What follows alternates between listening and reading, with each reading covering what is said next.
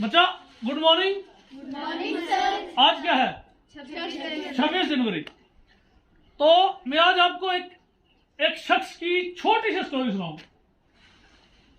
एक बच्चा था, तो वो पढ़ने का उसको बहुत शौक था। क्या था उसको? पढ़ने का शौक था, बहुत शौक था पढ़ने का।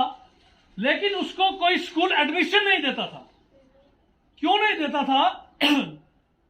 वो एक ऐसी जात से था जिसको निचली जात समझा जाता था।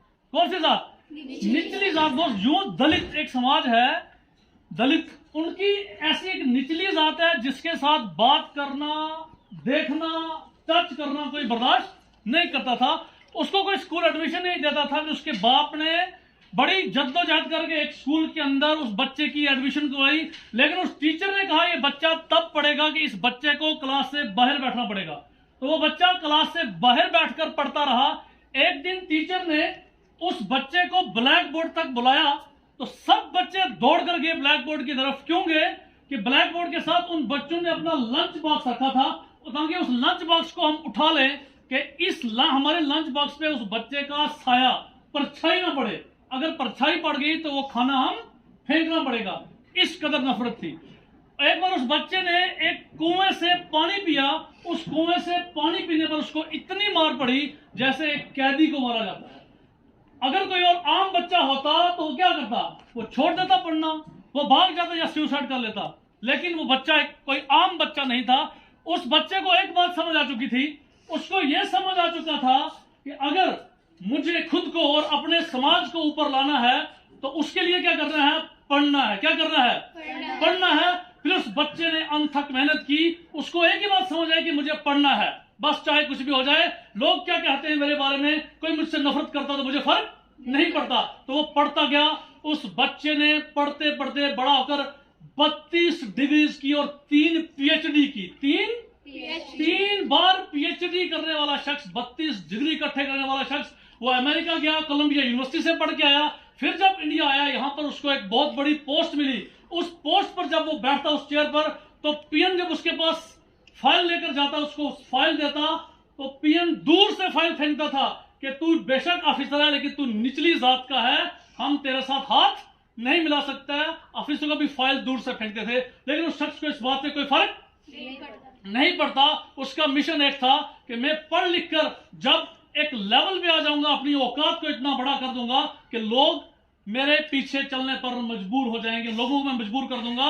इसलिए उनके सामने एक रेवल, एक परिंदा है, उसकी एग्जाम्पल उस शख्स के सामने थी। रेवल एक परिंदा है जो कौवे जैसा होता है। वो परिंदा ईगल, जिसको बाज कहते हैं, बाज के ऊपर बैठता है, उसको चोंच मारता है, उसको खाने की, काटने की कोशिश करता है। लेकिन बाज उस कौवे को कुछ कहता नहीं है। वो ऊपर उड़ना शुरू करता है, अपनी ऊंचाई को बढ़ाना शुरू करता है। एक वक्त आता है जब वो बहुत ऊंचा चला जाता है, उसको जो उसके ऊपर बैठा होता है रेवल परिंदा, उसको सांस लेने में दिक्कत होती है क्योंकि ऊपर ऑक्सीजन की कमी होती है। तो वो खुद ब खुद उसको छोड़कर भागता है। क्यों भागता है? क्योंकि वहां पे उसको बस की बात इतनी ऊंचाई तक जाने की नहीं है।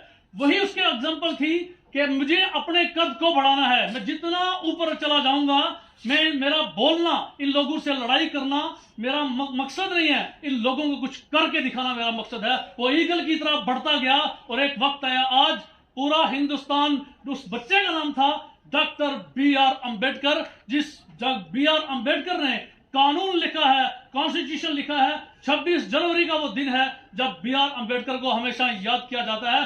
बी.आर. अंबेडकर की लिखी हुई किताबों से ही क्या हुआ? रिजर्व बैंक ऑफ इंडिया वजूद में आया, आरबीआई, जो पूरे हिंदुस्तान के बैंक्स को कंट्रोल करता है। और डॉक्टर बी.आर. अंबेडकर की वजह से ही, डॉक्टर बी.आर. अंबेडकर ही हैं जिन्होंने हमारा हिंदुस्तान का कानून बनाया है। तो आज पूरी दुनिया डॉक्टर बी.आर. अंबेडकर को मानती है। इसलिए डॉक्टर बी.आर. अंबेडकर ने यह साबित किया है कि इस बात से कोई फर्क नहीं पड़ता आप किस घर में, किस मोहल्ले में, किस जात पात, जाति, धर्म में पैदा हुए, कोई फर्क नहीं पड़ता। फर्क अगर पड़ता है आपकी जिंदगी में सिर्फ एक बात से कि आपको जाना कहाँ है, जिंदगी में आपका गोल क्या है, आप कहाँ पहुंचना चाहते हैं। Thank you very much. Happy Republic day.